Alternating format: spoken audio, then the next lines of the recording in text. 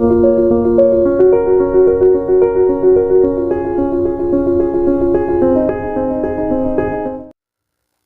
सर्वपल्ली राधाकृष्णन के जन्म दिवस के अवसर पर हर साल 5 सितंबर को भारत में शिक्षक दिवस मनाया जाता है। अब ये शिक्षक दिवस 5 सितंबर को क्यों मनाया जाता है, इसके पीछे की पूरी कहानी है। दोस्तों, डॉक्टर सर्वपल्ली राधाकृष्णन जो भारत के दूसरे राष्ट्रपति और पहले उपराष्ट्रपति रहे, उनकी पहचान एक विख्यात शिक्षक के तौर पे भी पूरी दुनिया में थी। इन्होंने अपने ज्ञान, अपनी मेधा, अपने दर्शन और अपने तर्कशास्त्र से दुनिया को अपना लोहा मनवाया। डॉक्टर सर्वपल्ली राधाकृष्णन का जन्म 5 सितंबर 1988 को आंध्र प्रदेश के सर्वपल्ली नामक गांव में हुआ। जन्म के कुछ सालों बाद इनके दादाजी ने सर्वपल्ली गांव छोड़ दिया, लेकिन वो गांव इनके दिल में अपनी अमिट छाप छोड़ चुका था। इसलिए डॉक्टर सर्वपल्ली राधाकृष्णन ने अपने गांव के नाम को ही अपने नाम से पहले लगाना स्वीकार कर लिया, जिसके चलते उनका नाम डॉक्टर सर्वपल्ली राधाकृष्णन हो गया। डॉक्टर सर्वपल्ली राधाकृष्णन बचपन से ही बहुत प्रतिभाशाली छात्र थे।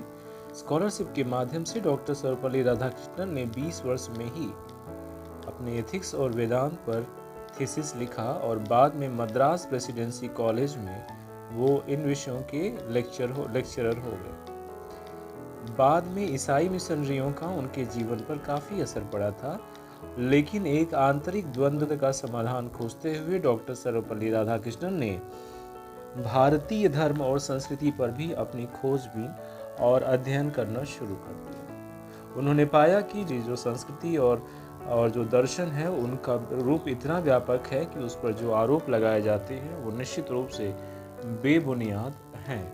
डॉक्टर सर्वपल्ली राधाकृष्णन की अपने दर्शन में इतनी रुचि जगी कि उन्होंने इसमें बाकायदा फिलॉसफी से न केवल डिग्री की बल्कि लेक्चरर भी बने और फिलॉसफी ऑफ रविंद्र टैगोर नामक पुस्तक भी लिख डाली। इन्होंने भारतीय दर्शन को विश्व पटल पर रखा। उन्होंने ये भी कहा कि जो ये फिलॉसफी है, ये जीवन के लिए बहुत बड़ा मार्गदर्शक है।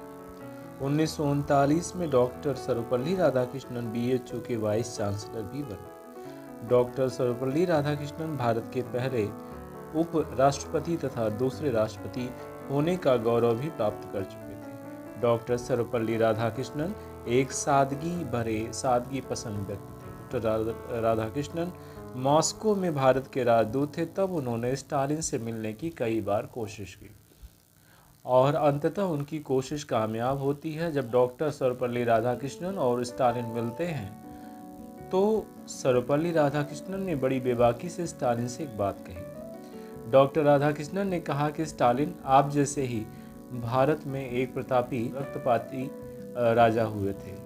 कुछ समय बाद उनका मन इससे जो है विरक्त हो गया और उन्होंने बौद्ध धर्म स्वीकार कर लिया।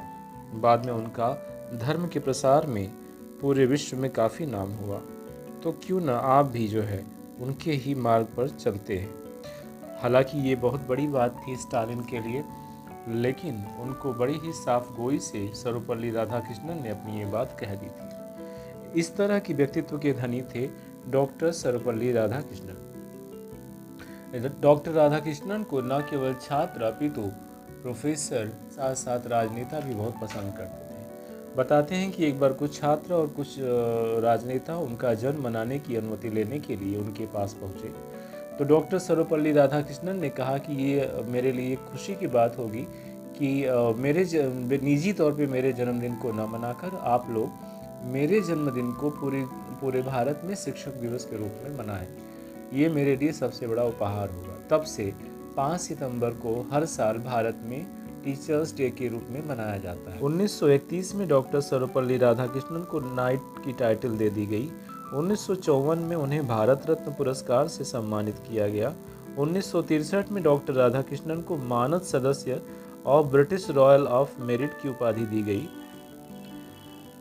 राधाकृष्णन जब भारत के राष्ट्रपति बने तो उस समय एक मशहूर दार्शनिक जो थे, जिनका नाम था बर्ट्रैंड रसल, उन्होंने एक अपना रिएक्शन दिया और कहा कि यह दर्शन के लिए सबसे बड़ी सम्मान की बात है कि दुनिया के महान गणतांत्रिक देश भारत में एक विद्वान फिलोसफर जो है राष्ट्रपति जैसे सर्वोच्च पद को सुशोभित करने जा रहा है। उन्होंने आगे कहा था कि प्लूटो ने कहा था कि देश में जो राजा होना चाहिए वो दार्शनिक होना चाहिए। डॉक्टर राधाकृष्णन को तमाम राजनेताओं के अलावा पंडित जवाहरलाल नेहरू बहुत पसंद करते थे।